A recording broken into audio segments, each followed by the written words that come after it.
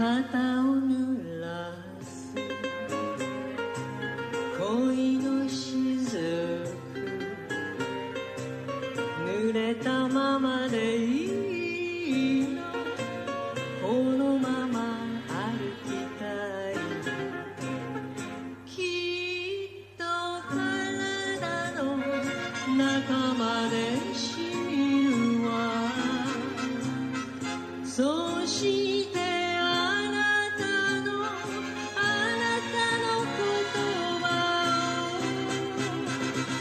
忘れないようにしたいの。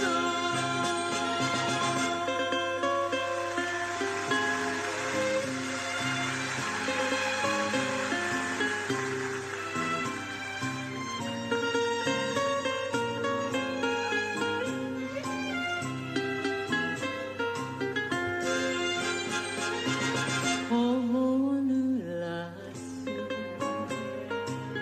恋の雫、あなたのせいなのよ、私のためにだけ。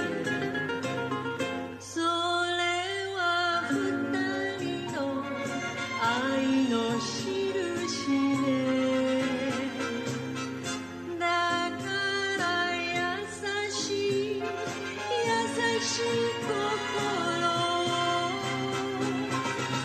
じっと抱きしめていたいの。